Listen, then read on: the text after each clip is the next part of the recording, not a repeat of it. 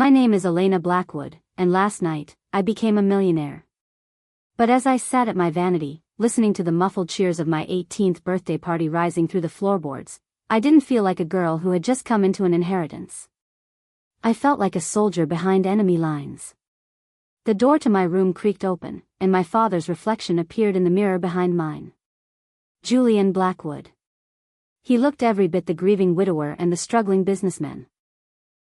His suit was expensive but slightly frayed at the cuffs, his smile practiced in a way that never quite reached his eyes. He leaned down, his hands resting on my shoulders, and for a second, I wanted to lean back. I wanted to believe that the warmth in his touch was real. Then he leaned in close, his voice a low, honeyed rasp. When the guests head out, Elena, Uncle Silas Jr. is going to stop by the study. He's got some papers for you to sign.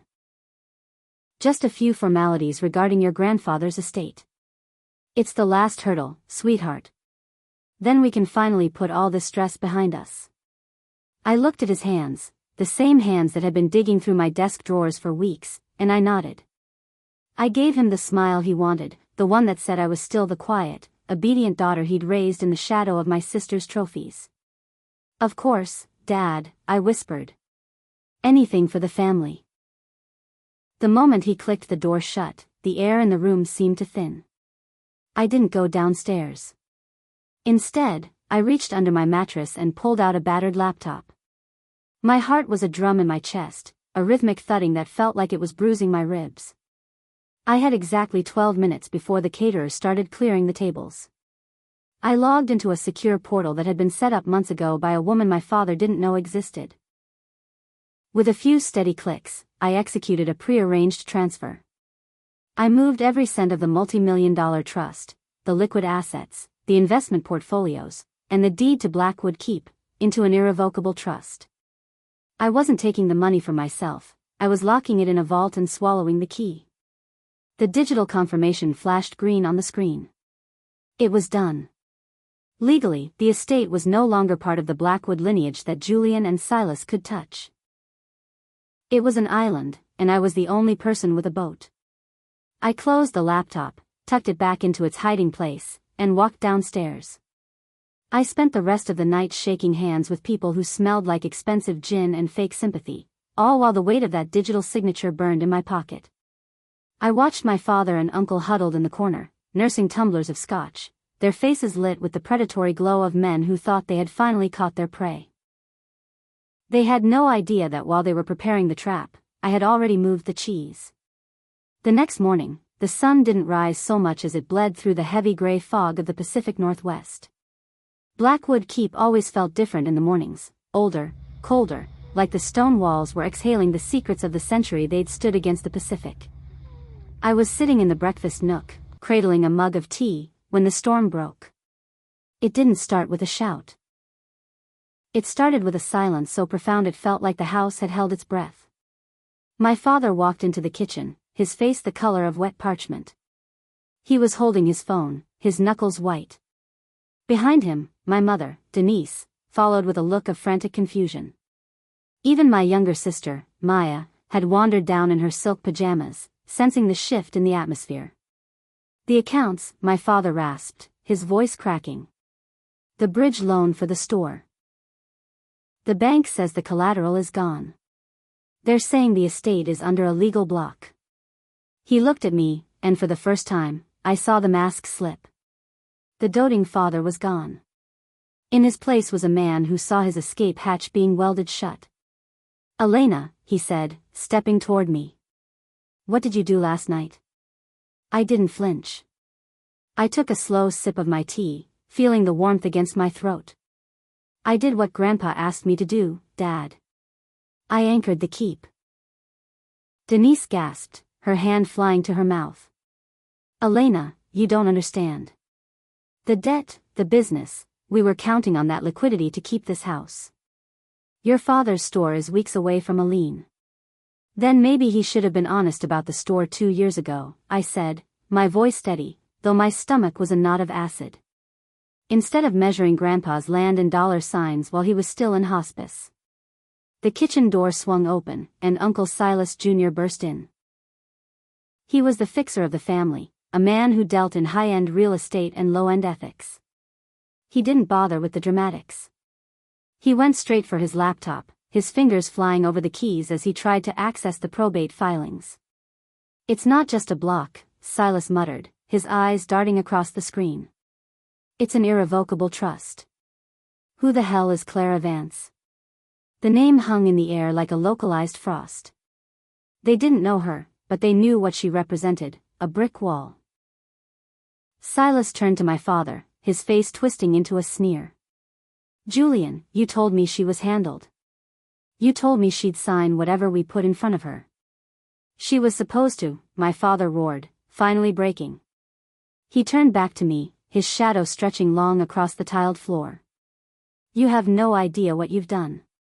You've just signed our eviction notice. Do you really think you can play at being a lawyer at 18? I looked past him, out the window toward the jagged cliffs where the waves were smashing against the rocks. The violence of the ocean was honest. The violence in this room was anything but. "I'm not playing, Dad," I said. "I'm remembering. To understand why I was willing to burn my life down to save a pile of stones, you have to go back 6 years. You have to go back to the summer the fog never lifted, the summer I turned 12. My grandfather, Silas Sr., was a man made of salt and iron. He didn't believe in toys or vacations, he believed in the keep. That summer, while Maya was at gymnastics camp, Grandpa would pick me up in his old, rusted flatbed and drive me out to the edge of the property. The keep sat on a narrow finger of land that reached out into the cold churn of the Pacific. It was surrounded by white pines so tall they seemed to hold up the clouds. The air always smelled like wood smoke, old parchment, and a sharp, metallic tang I later realized was the smell of the sea eating away at the world. "Grab the other end, El," he'd say, pointing to a heavy slab of local granite. We spent those months repairing the retaining walls that kept the garden from sliding into the surf. He showed me how to mix the mortar, thick and gritty, and how to check the stone for fissures. "If it gives under your thumb, it's done," he'd mutter.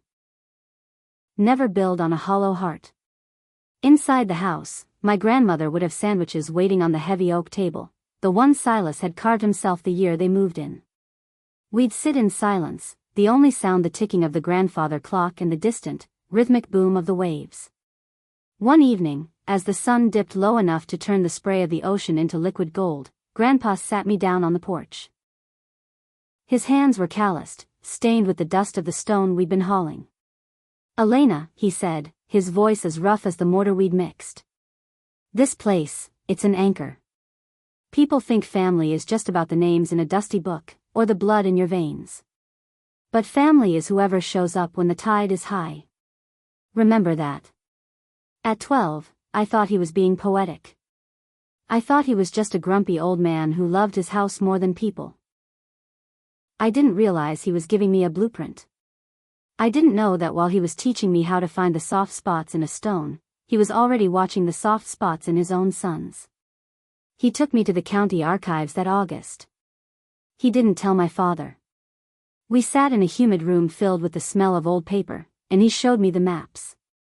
He traced the property lines with a trembling finger, showing me the iron stakes he'd hammered into the earth himself decades ago. "They'll come for it with rulers and calculators," he whispered, more to himself than to me.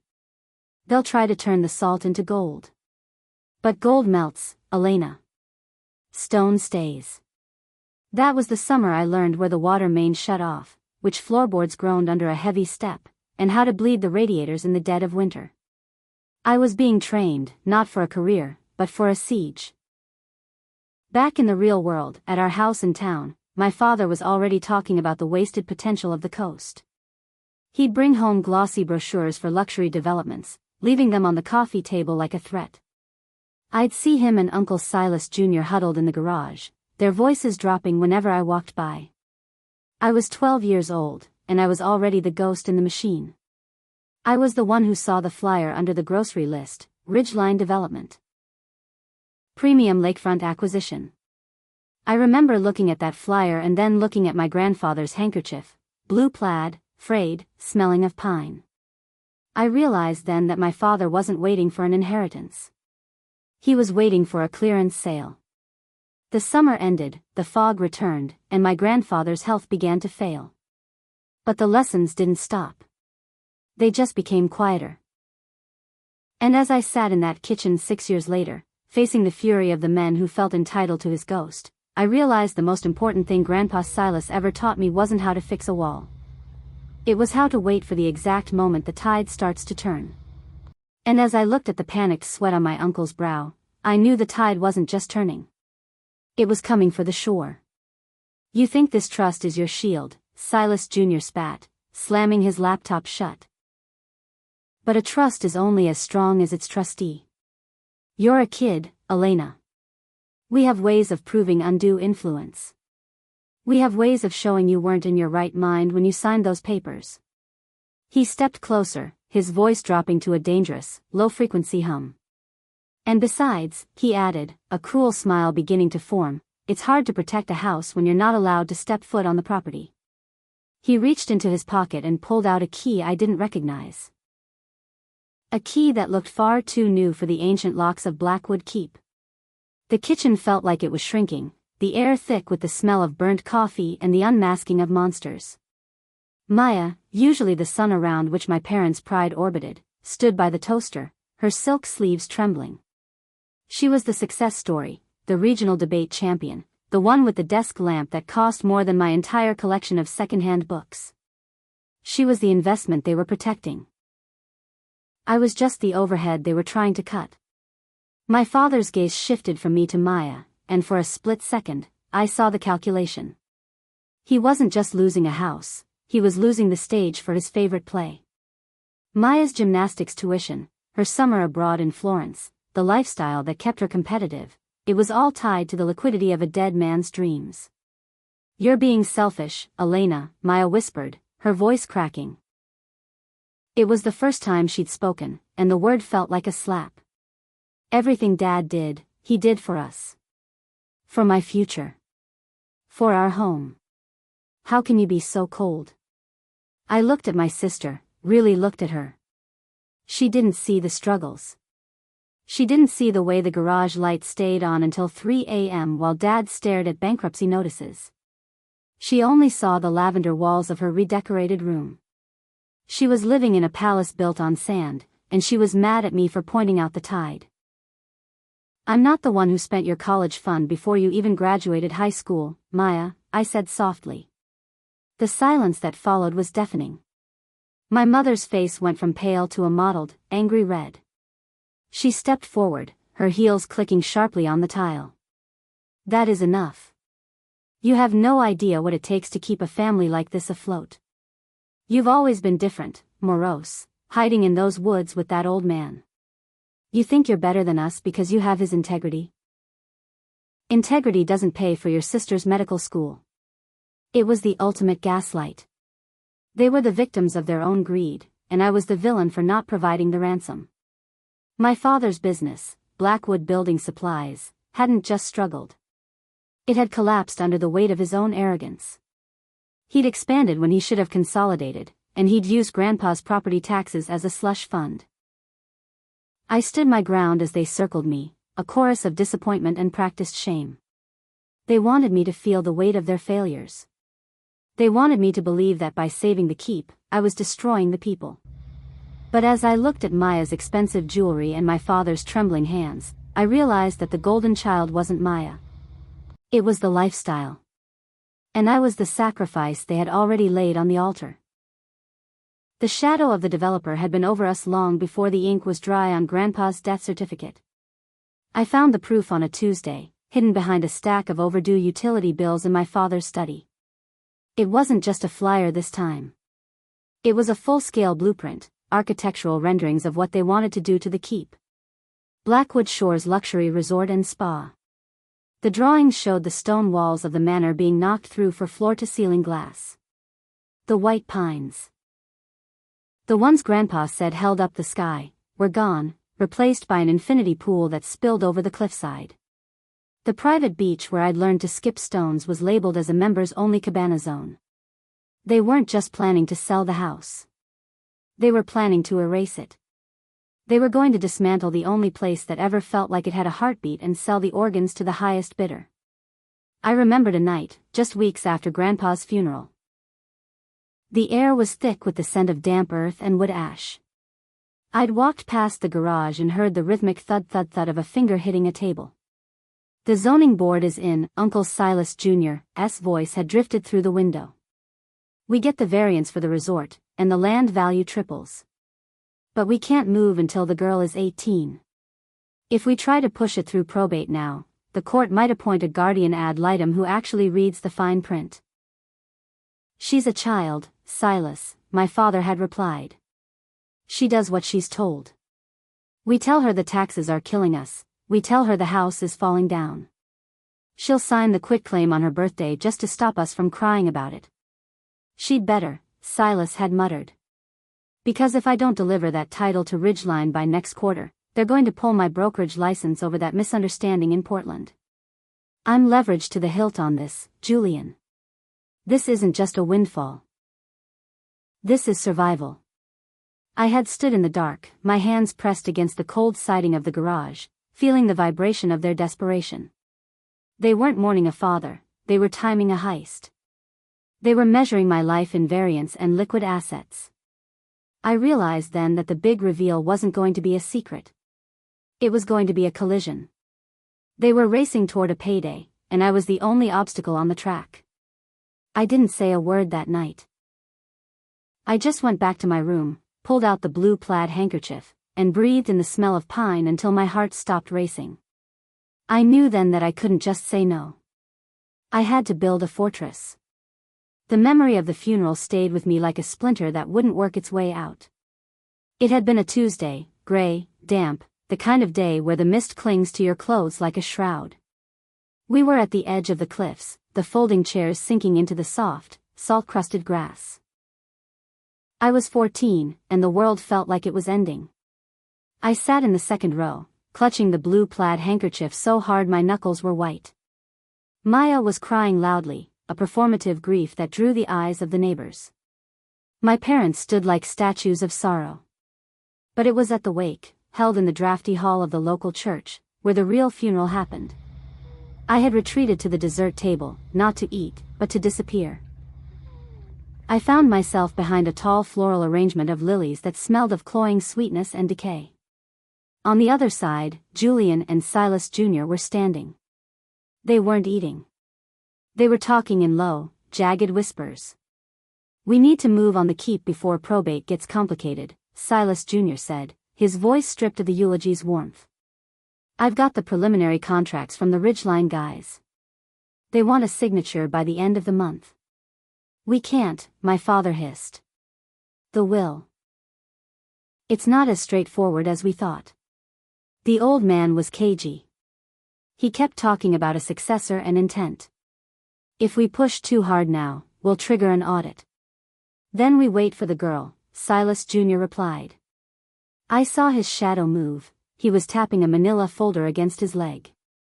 "We let her think she's the protector. We let her spend her weekends patching the roof and sweeping the porches. Keep the value up. Then, the second she hits 18, we wrap it all into a family management LLC. We'll be the officers, she'll be a silent partner, and the land will be sold before the flowers on that grave have even wilted." They were talking about the house while the man who built it was still being lowered into the ground. They were carving up the body before the heart had even stopped cooling. I stayed behind the lilies, my breath shallow and cold. I realized then that my grandfather hadn't just been poetic that last summer. He had been warning me. He knew his sons. He knew that the moment he was gone, the wolves would stop pretending to be sheep. "She has no power," my father said, his voice gaining a sudden, chilling confidence. "She has no voice, and she has no idea that Silas Sr. already accounted for this." I didn't know what he meant by that last part then. I thought he meant Grandpa had failed to protect me. It wasn't until years later that I understood the truth. Grandpa had accounted for it. He just hadn't told the wolves where the trap was hidden. As I stood in the kitchen 6 years later, watching Silas Jr. pull that mysterious new key from his pocket, I remembered that afternoon behind the lilies. The manila folder. The secret pact. You don't need to worry about the locks, Silas, I said, my voice cutting through his smug silence. Because while you were at the church planning to sell the land, I was in the library finding the one thing you forgot to check. Silas froze, his thumb hovering over the key. And what's that, Elena? I pulled a small, weathered ledger from my bag, the one Grandpa had kept in the floorboard of the lighthouse. The property isn't just held in a trust, I whispered. It's part of a historic conservancy. And you just signed a contract to build a resort on land that legally cannot be developed. The color drained from Silas's face as the sound of a car pulled into the gravel driveway. A car that didn't sound like a guest's. The car idling in the driveway wasn't a guest's Mercedes or a neighbor's pickup. It was a sleek, black sedan, the kind that looked like it belonged to a high-ranking government official or a high-stakes liquidator. But it was Clara Vance. I hadn't seen her in person since the day she'd met me in the back of the local library, but I knew the sound of those tires on gravel. I'd been waiting for it. 6 months before my birthday, I had found the card. It was hidden inside the rusted housing of the old lighthouse lantern, tucked away where only someone cleaning the glass would ever think to look. Grandpa knew I was the only one who still cared about the light. Behind the glass was a single, heavy cardstock slip, Clara Vance, attorney at law. Blackwood Family Trust. Below it, in Grandpa's handwriting, were 4 words that changed everything: she knows the truth. Meeting her felt like stepping into a different dimension. Her office was tucked away in the downtown district, a small, wood-paneled room that smelled of old leather and strong coffee. She didn't look like a shark. She looked like a librarian with silver hair and reading glasses on a chain, but when she spoke, the room felt 10 degrees colder. Your grandparents hired me 6 years ago, Elena, she'd said, sliding a thick manila folder across the desk. They knew exactly what your father and uncle were capable of. They didn't just want to leave you a house. They wanted to build a fortress around you. She laid out the documents like a general preparing for war. The irrevocable trust wasn't just a bank account, it was a legal entity that had owned Blackwood Keep since 2020. My father had been paying property taxes on land he didn't own for over half a decade, thinking he was maintaining his inheritance. In reality, he was just funding a trust he couldn't touch.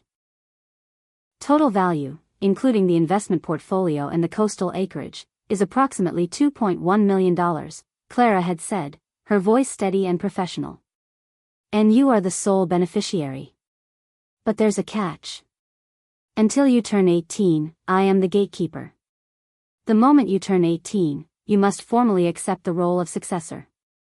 If you don't, the trust defaults to a secondary management firm, one your father has already been trying to infiltrate. I sat in that small office and felt the world tilt.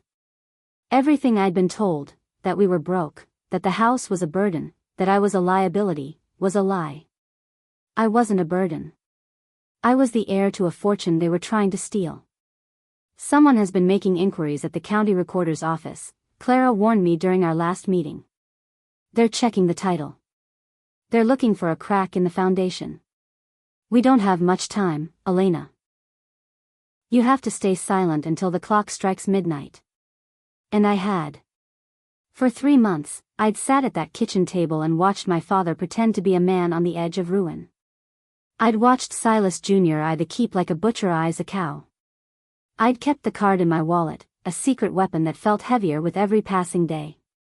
Uncle Silas Jr. didn't just want the keep for the money. He needed it for his life. That's what I learned when I started listening at the garage door. He hadn't just talked to Ridgeline Development, he had signed a binding purchase agreement for $450,000. It was a fast, close deal, a desperate move by a man who had gambled his own brokerage license on a property he never owned. He's already spent the commission, I heard my father hiss one night through the thin walls of the garage. He bought that place in Portland with money he hasn't even seen yet. If this title doesn't come back clean, Silas, he's going to prison for fraud. And he'll take me down with him for the store's debts. I leaned against the cold wood of the exterior wall, my breath hitching in my chest. $450,000. To them, that was the price of our history. To them, the keep was just a get-out-of-jail-free card. We need the title clean before closing. Silas Jr.'s voice was jagged with panic. A quitclaim deed.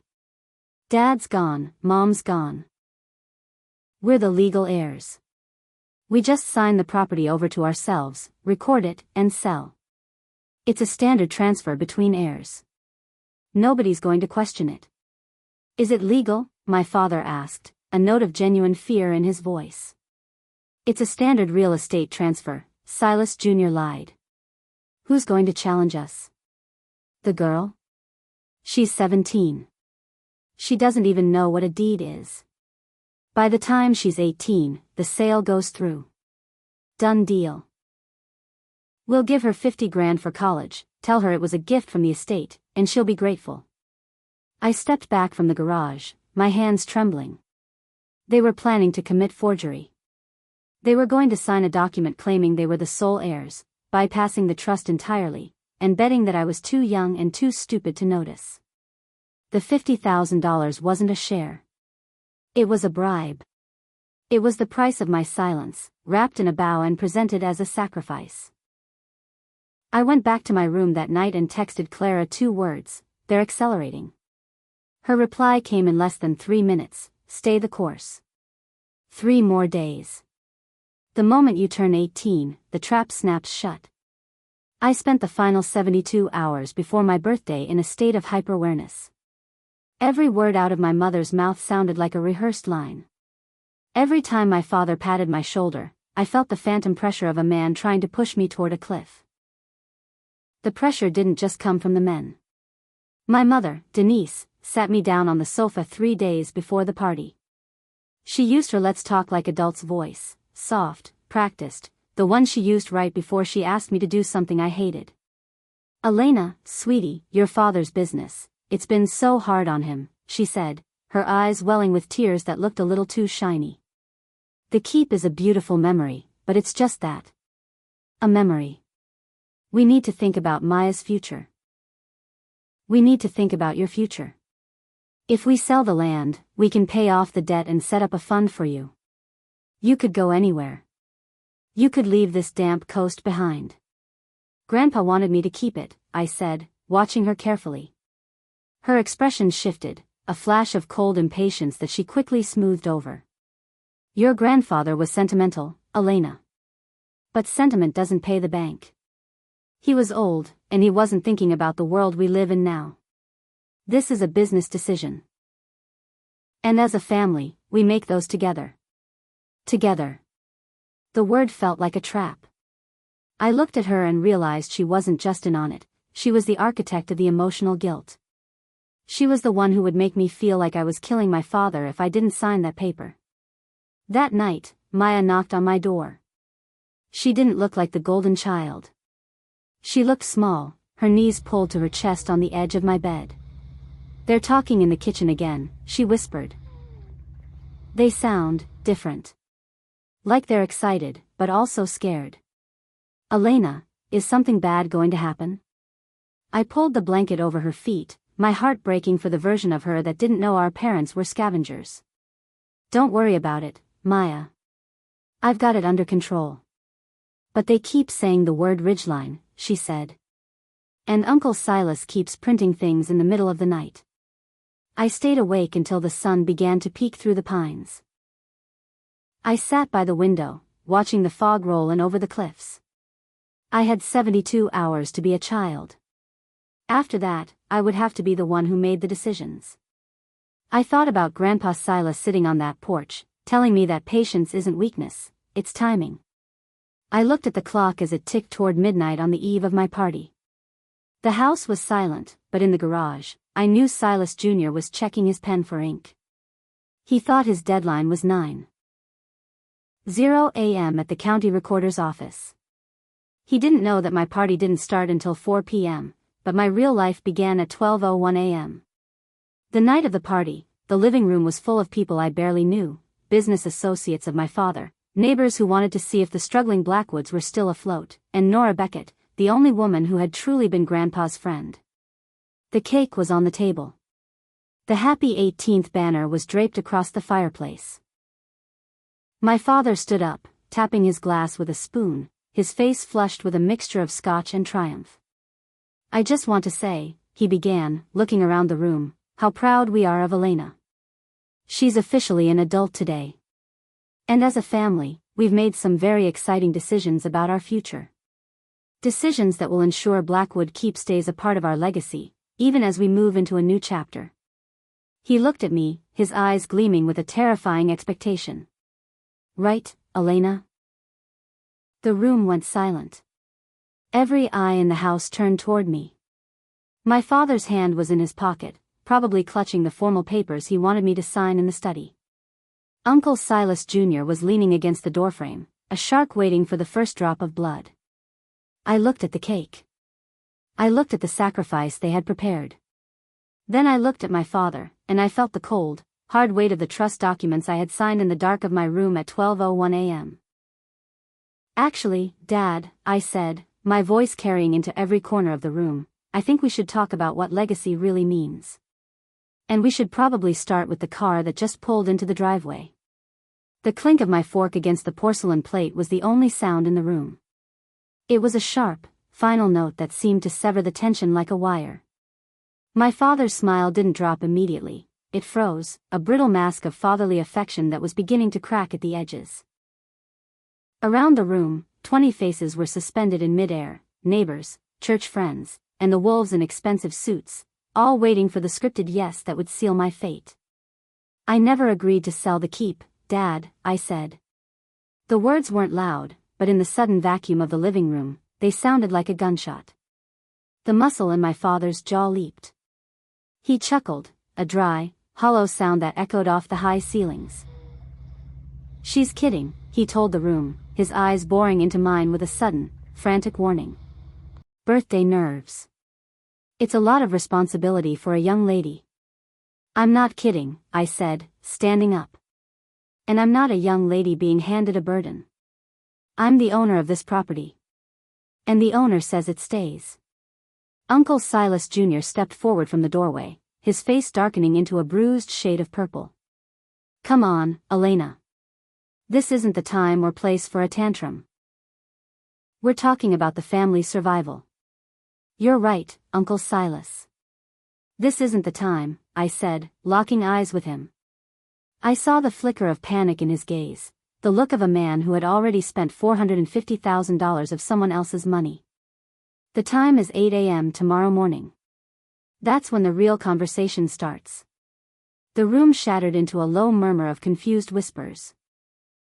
My mother tried to bridge the gap, her voice high and fluttering like a trapped bird, but the damage was done. One by one, the guests began to slip away, offering tight, uncomfortable smiles as they navigated the wreckage of the party. Nora Beckett was the last to leave.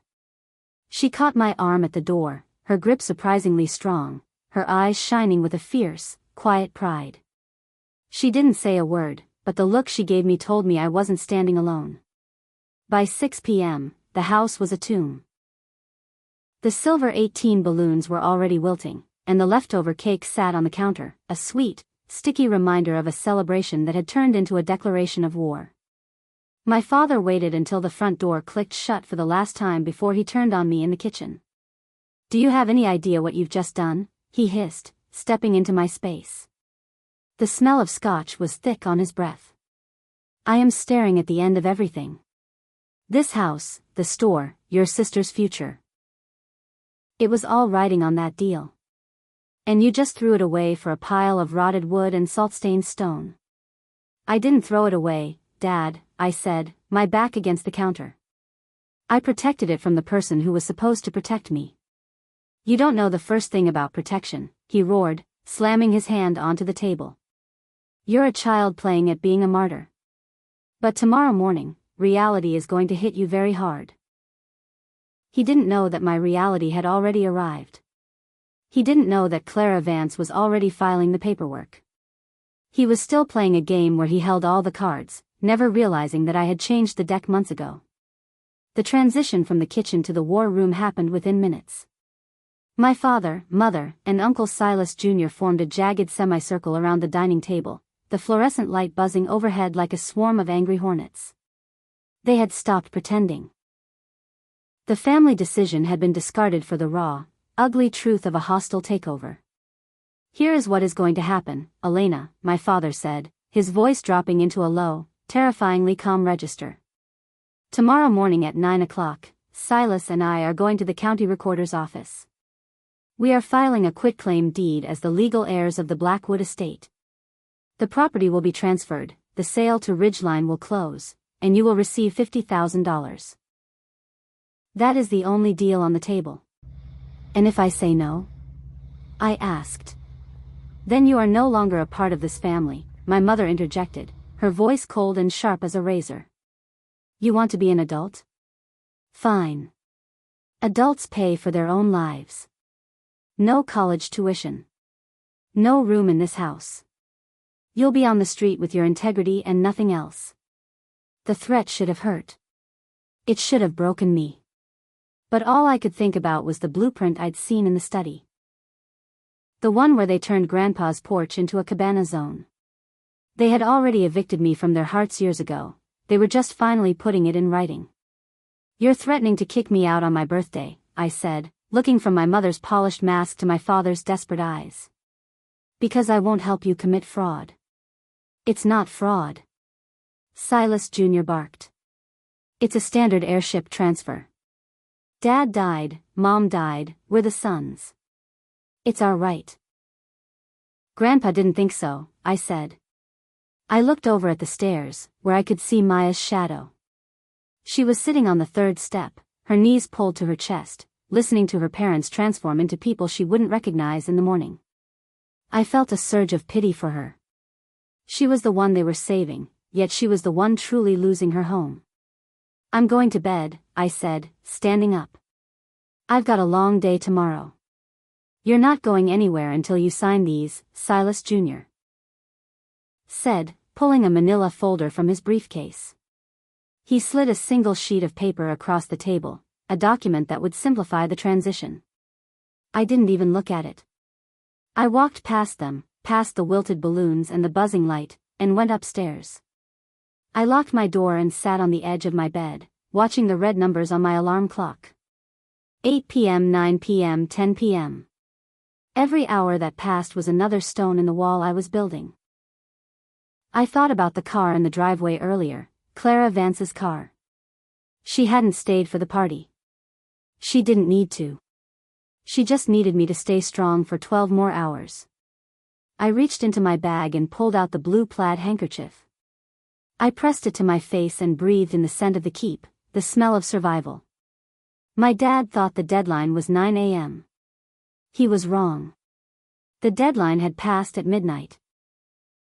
I sat on my bed that night, the weight of the silence in the house pressing against my eardrums. Downstairs, I could hear the low, rhythmic murmur of my father and uncle. They were rehearsing. They were going over the paperwork one last time, making sure every forged line was straight, every lie was polished to a high shine. They were so confident in my silence that they hadn't even bothered to check the title themselves. They were real estate experts who had forgotten the first rule of the game: never assume the ground beneath you is solid. Grandpa Silas used to say that a storm doesn't tell you it's coming, it just changes the pressure in the air. I could feel that pressure now.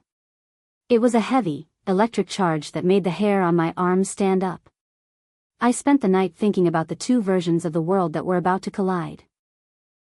In one version, my uncle walks into the recorder's office, shakes the clerk's hand, and walks out a rich man. In that version, Blackwood Keep is demolished, the trees are cleared, and my family moves on, fueled by the ghost of a house they never loved. In the other version, my version, the paper they're holding is already a ghost. I thought about the risk Clara Vance had taken. She had been Grandpa's secret for 6 years. She had watched my family unravel from a distance, waiting for the one person who could legally pull the trigger. "This isn't a trick, Elena," she had told me. "This is your grandfather's last gift. You just had to be old enough to accept it." At 4 a.m., I finally fell into a light, fitful sleep. I dreamed of the retaining wall we had built. In the dream, the ocean was rising, a massive, black wall of water that towered over the keep. My father and Silas were on the beach, trying to catch the water in their hands, shouting about commissions and debt. But I was on the porch, and the stones were holding. The mortar was dry. The anchor was deep. I woke up at 7 a.m. to the sound of my father's car starting in the driveway. The engine roared, a confident, aggressive sound that vibrated through the floorboards. I walked to my window and watched them pull away, two men in suits, heading toward a victory that didn't exist. I didn't rush. I dressed in a quiet, dark blazer, combed my hair, and grabbed my bag. Maya was in the hallway, looking like she hadn't slept at all. She looked at me with a mixture of fear and confusion. "Where are you going?" she whispered. "To finish what Grandpa started," I said. I drove toward the county building, the morning fog clinging to the windshield. The world was gray and muffled, the coast hidden behind a curtain of white. As I pulled into the parking lot, I saw my father's car parked near the front. They were already inside. They were probably standing at the counter right now, smiling at the clerk, handing over the forged quitclaim deed. I walked through the glass doors, my heels clicking on the polished linoleum. The building smelled of old paper and floor wax. I saw them, standing at the far end of the long marble counter. Silas Jr. was leaning forward, his voice low and persuasive. My father was looking around the room, his chest puffed out with a newfound sense of power. They didn't see me. Not at first. They were too busy watching the clerk's hands as she reached for the document. They were seconds away from filing a forgery that would link them to a felony. I stood by the entrance and pulled my phone from my pocket. I had one message from Clara Vance, sent at 8:01 a.m. Recorded. "The lease pendens is active. The title is frozen." I took a deep breath, the cold air of the lobby filling my lungs, and started walking toward them. I didn't want to stop them before they handed over the paper. I wanted them to finish the act. I wanted the record to show exactly who they were. As I got closer, I saw the clerk frown. She typed something into her computer, her brow furrowing. She looked at the paper Silas had given her, then back at the screen. She typed again, faster this time. "Is there a problem?" I heard Silas ask, his voice tight. "I'm sorry, sir," the clerk said, her voice echoing in the quiet lobby. "But I can't record this document." My father stepped forward, his face reddening. "What do you mean you can't record it? We're the legal heirs. Everything is in order." The clerk looked up, her expression shifting from professional to wary. "The system is showing a conflict, sir. There was a lease pendens filed an hour ago. And the existing title, it isn't in your parents' names." Silas Jr. froze. The air seemed to exit his lungs in a single, ragged gasp. He turned, his eyes darting toward the glass doors, and that's when he saw me. He saw me standing there with my bag and my blazer, and for the first time in his life, he saw the person who had actually been watching the soft spots in the stone. "Elena," my father whispered, the words sounding like a plea. But I wasn't looking at him. I was looking at the clerk, who was now reaching for her phone. The lobby of the county recorder's office felt like it was tilting on a hidden axis. Silas Jr. S. hand remained flat on the marble counter, his fingers twitching over the edges of the forged quitclaim deed. He looked at the clerk, then at me, then back at the computer screen as if he could force the digital records to rewrite themselves through sheer willpower. "There must be a mistake," Silas said, his voice cracking, the confident baritone of a real estate mogul replaced by a thin, desperate rasp. "Check the parcel number again.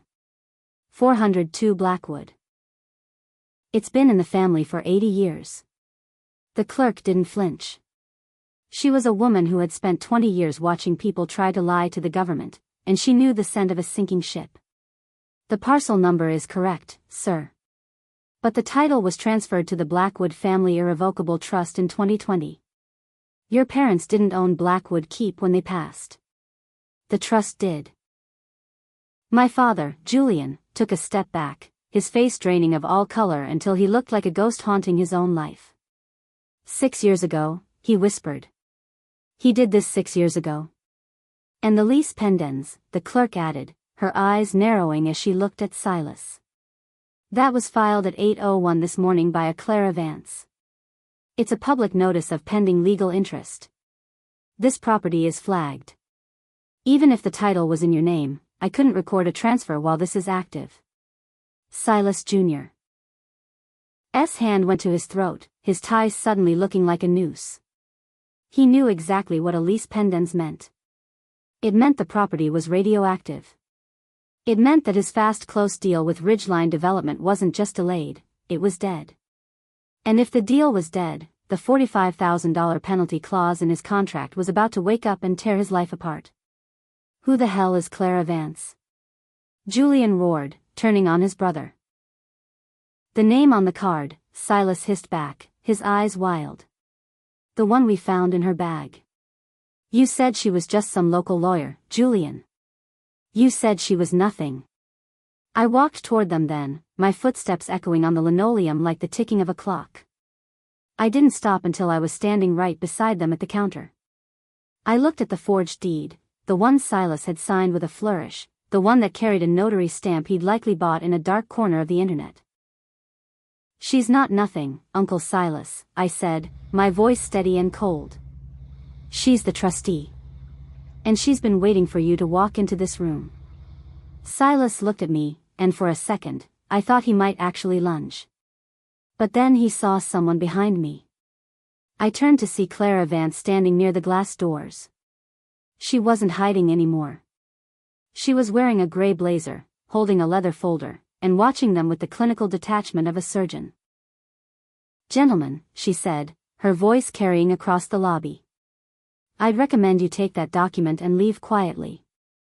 The recorder's office has a policy regarding the submission of fraudulent instruments. If you leave now, the clerk might not feel the need to call the district attorney's investigator until after lunch. Silas Jr. didn't wait for a second invitation. He grabbed the forged deed, shoving it into his briefcase with trembling hands, and practically ran for the exit. He didn't look at my father. He didn't look at me. He was a man who had just seen the prison doors swing open, and he was running for the only exit he had left. My father stayed. He stood by the counter, his shoulders slumped, looking at me as if I were a stranger who had just broken into his house. You knew, he said. The whole time. You watched us struggle, watched us panic, and you sat there with this in your pocket. I watched you measure my grandfather's life in square footage, Dad, I replied. I watched you plan to sell the only place that ever felt like home before the funeral flowers had even wilted. You didn't struggle. You scavenged. He looked like he wanted to argue, to give me one last lecture on the realities of the world. But then he looked at Clara, and he saw the folder in her hand, the one that contained the full history of his father's lack of trust in him. He turned and walked out, his footsteps heavy and hollow, leaving me standing alone at the center of the fortress I had finally finished building. The fallout didn't happen all at once. It happened in a series of slow, agonizing cracks that echoed through the weeks that followed. Ridgeline Development didn't take the news of the frozen title well. Carter Briggs, the man Silas had promised a clean close, didn't just walk away. He sued. He sued Silas Jr. for breach of contract, misrepresentation, and fraud. He triggered the penalty clause, demanding the $45,000 immediately, plus damages for the lost development window. Silas Jr. lost his brokerage license within a month. The forged notary stamp on the deed he tried to file hadn't gone unnoticed, the recorder's office had flagged it, and a criminal referral had been sent to the DA. He was no longer a real estate mogul. He was a man under investigation, selling his Portland condo just to pay for a defense attorney who could keep him out of a jumpsuit. At home, the silence was worse than the shouting. My father had been forced to sell the building supply store at a massive loss just to keep the bank from foreclosing on the house we lived in. The lifestyle they had built for Maya, the golden child narrative, evaporated overnight. My mother, Denise, had to take a job at a local pharmacy, her pride stripped away as she rang up prescriptions for the same neighbors she used to ignore at the country club. I sat in my room, listening to the house adjust to its new, humbler reality. I didn't feel a sense of victory. I felt the kind of exhaustion that comes after a long, grueling winter. I had saved the keep, but in doing so, I had finally seen the true faces of the people who raised me. On a Saturday morning in late April, I sat down with my father in the kitchen. He was wearing an old flannel shirt, one of Grandpa's, and staring at a pile of bills. "I'm moving out, Dad," I said. "I'm going to live at the keep while I start college." He didn't look up. "With what money? You think that house is free?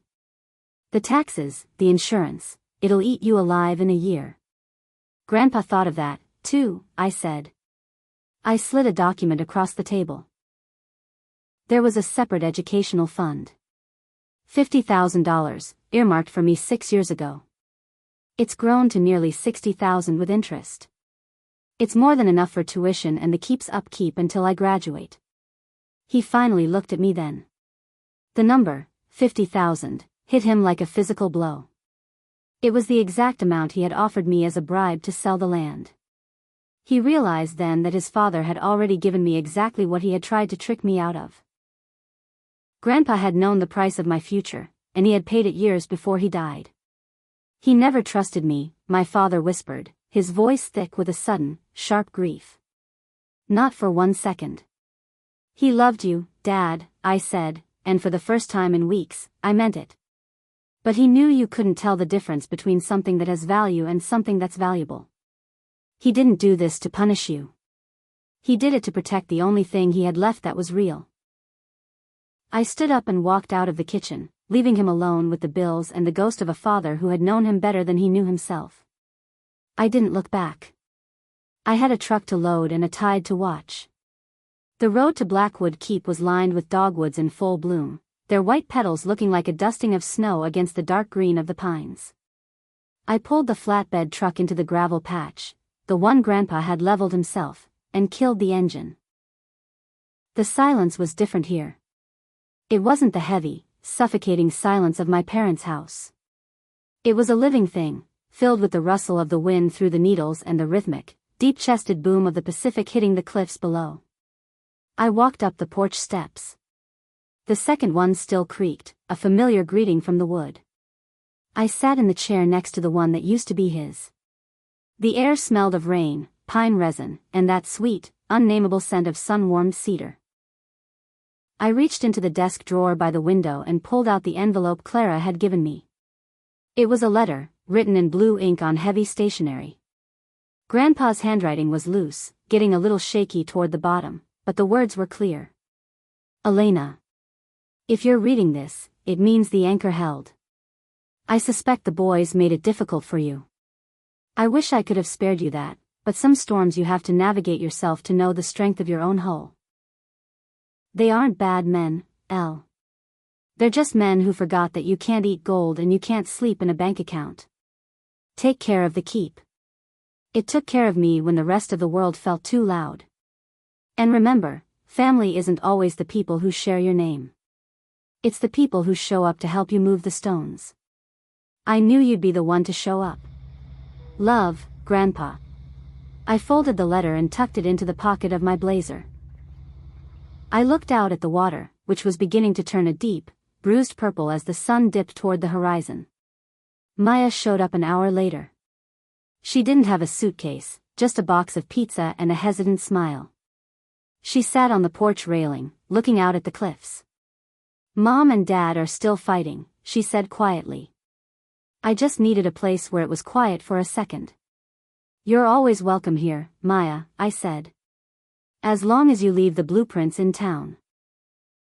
She laughed, a small, genuine sound that felt like the first stitch in a very long repair. We sat there in the fading light, eating pizza on paper plates, watching the lighthouse beam start its slow, rhythmic sweep across the waves. I didn't win a war. I didn't destroy a family. I just drew a line in the salt and said that some things are not for sale. Peace doesn't come from getting even. It comes from standing on ground that you know won't give way under your thumb. It comes from keeping a promise to a dead man and finding out that, in the process, you've finally found a place for yourself. As the first stars began to peek through the pines, I looked at the old stone walls. They were rough, scarred by time and salt, but they were solid. They were anchored.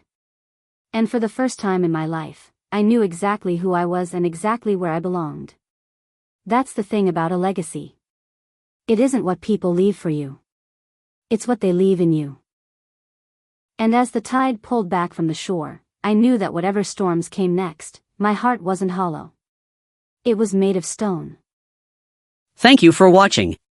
Subscribe Family Files for more.